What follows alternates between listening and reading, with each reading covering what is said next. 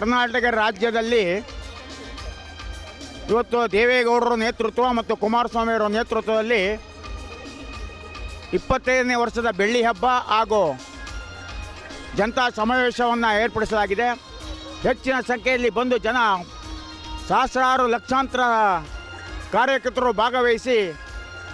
ಈ ದೇವೇಗೌಡರು ಮತ್ತು ಕುಮಾರಸ್ವಾಮಿ ಅವರ ಪಕ್ಷವನ್ನು ನೆಕ್ಸ್ಟ್ 2028ನೇ ವಿಧಾನಸಭಾ ಚುನಾವಣೆಗೆ ಸಾರ್ವತ್ರಿಕ ಚುನಾವಣೆಗೆ 2028ಕ್ಕೆ ಕುಮಾರಣ್ಣನ ಮುಖ್ಯಮಂತ್ರಿಯನ್ನು ಮಾಡಬೇಕು ಅಂತ ಹೇಳ್ಬಿಟ್ಟು ಎಲ್ಲ ನಮ್ಮ ಕರ್ನಾಟಕ ರಾಜ್ಯದ JDS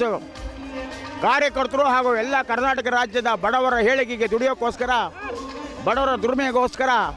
ದೇವೇಗೌಡರ ನೇತೃತ್ವ ಮತ್ತು HD ಕುಮಾರಸ್ವಾಮಿ ಅವರ ನೇತೃತ್ವದಲ್ಲಿ ಬೃಹತ್ ಸಮಾವೇಶ ಏರ್ಪಡಿಸಿ ಮುಂದಿನ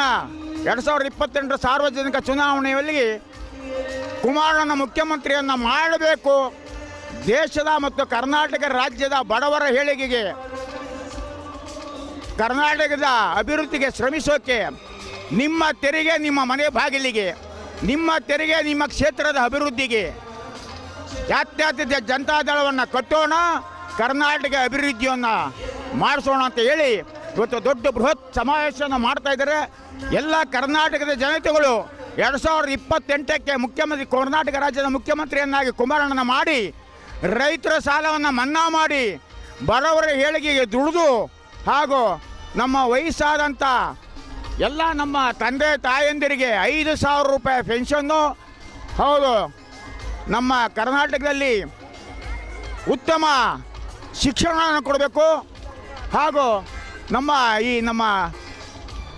ಶಿಕ್ಷಣ ಹಾಗೂ